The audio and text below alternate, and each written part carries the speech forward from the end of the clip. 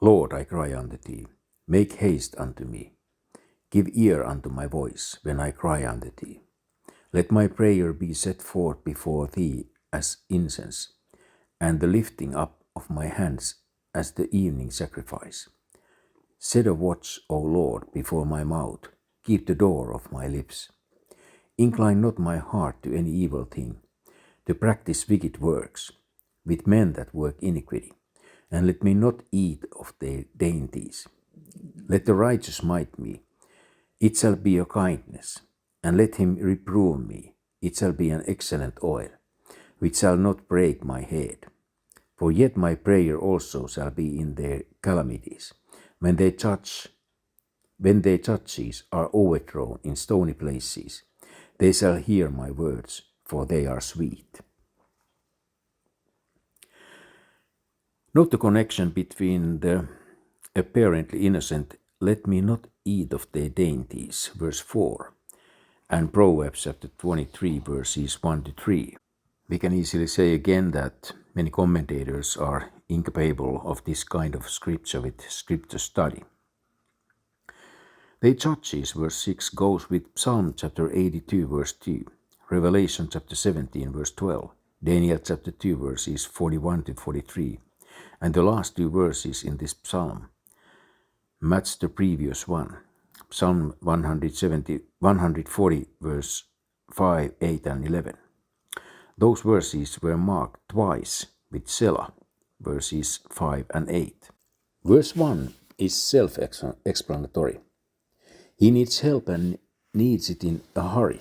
See Psalm 31 verse 2 and 69 verse 17.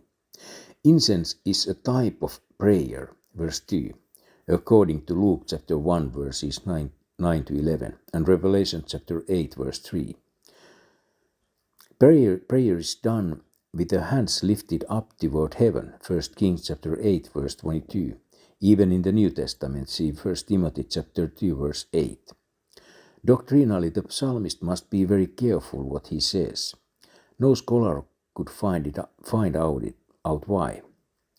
They couldn't find Proverbs chapter 23 verses 1 to 6, and there, right in the context of eating the dainties, is the warning, Proverbs chapter 23 verses 8 and 9. Verse 3, a doorkeeper is needed so that nothing wrong goes into or out of the mouth. He requires a password that must be acceptable to the owner of the house, 1 Corinthians chapter 6 verse 19 and verse 20. A watch is needed as a guard against the devil using the mouth of unsuspected hours. The promise should be claimed at fellowship meetings, business meetings, family gatherings, and when tempted to gossip, falsely accuse, exaggerate, lose one's temper, or complain. Verse 4 is self-explanatory. The heart can be inclined toward something before it goes down the incline. The prayer is similar to the doctrinal prayer of Jews in the tribulation who need their bread daily, Revelation chapter 12 verse 14. Lead us not into temptation, Matthew chapter 6 verse 13. Judges 9 and 3, chapter 9 verse 3, shows the inclination. In the Bible, the term is used a dozen times for the ear, which means a person is disposed beforehand to listen or not listen to something. The prayer then is for God to begin to move the heart in the right direction before any decisions have to be made, and not give the devil permission to tilt the inclinations in his favor.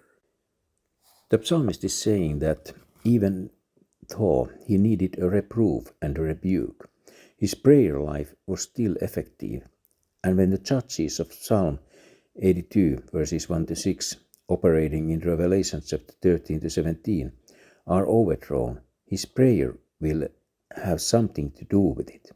See Psalm chapter 2 verse 10 and 108 verse 11 and 48 verse 4, 68 verse 14, 72 verse 11, 76 verse 12, 110 verse 5 and Job chapter 9 verse 25 and chapter 12, verse 17, etc.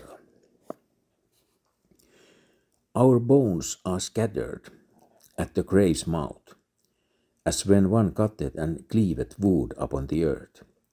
But mine eyes are unto thee, O God, the Lord. In thee is my trust. Leave not my soul destitute. Keep me from the snares which they have laid for me, and the gins of the workers of iniquity. Let the wicked fall into their own nets, whilst that I withhold escape. Men are likened to wood, Jeremiah chapter 5 verse 14, Ezekiel chapter 15 verse 3-6. Men are likened to wood that will be destroyed in a fire, Malachi chapter 4 verses 1-4. This is plainly a type of hell according to Ezekiel chapter 20 verses 47-49. The first clear picture of the crucifixion in the Bible involves wood that had to be cleaved, and clave the wood for the burnt offering, Genesis chapter 22 verse 3. Notice the marvelous way that the AV translators in 1611, with their superior sources and advanced light on the scriptures, that is entirely missing in the 21st centuries, saw the connections by simply ignoring what the Alexandrian cult calls better understanding of the Hebrew language, so-called older and better manuscripts, and the wealth of material from the Dead Sea Scrolls, so-called. That kind of rubbish. In the tribulation, the Jewish martyrs of Revelation note how many times in the Psalms these saints have already been ignored. Psalm chapter 72 verse 14, are sacrificed as burnt offerings. Isaiah chapter 6 verse 13, Leviticus chapter 1 verse 4 and 8, Revelation chapter 20 verse 4. After being beheaded, the wood is burned in the fire. Again we face the place where the psalmist can be referring to the nation of Israel, a man in hell, or Christ. See Job chapter 30 verses 28-31 and Lamentations chapter 3 verses 1-9. The doctrinal reference therefore is literal, as is the usual case.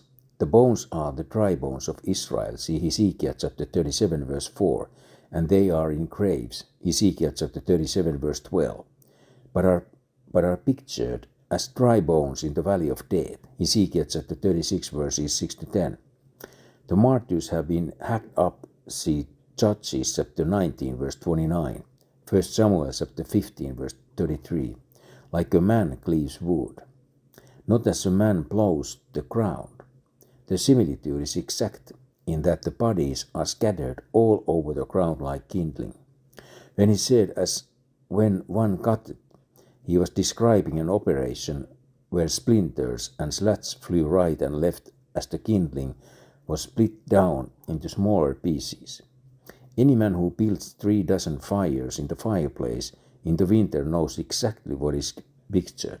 The nation of Israel, is being split up into kindling and lighter stump to be burned. Isaiah chapter 24 verse 6, chapter 33 verse 12, chapter 42 verse 25, and Ezekiel chapter 15 verses 4-6, chapter 20-47, and chapter 24 verse 10, etc. Verse 7 is messianic, verse 8 is self-explanatory, and verses 9 and 10 are a prayer for Psalm 140 verse 9 and 11 to take place. The yins of verse 9, see Psalm 140 verse 5. Yin technically is an mechanical device. The traps here are likened to mechanical inventions, Ecclesiastes chapter 7 verse 29, which the workers of iniquity are using to trap the speaker.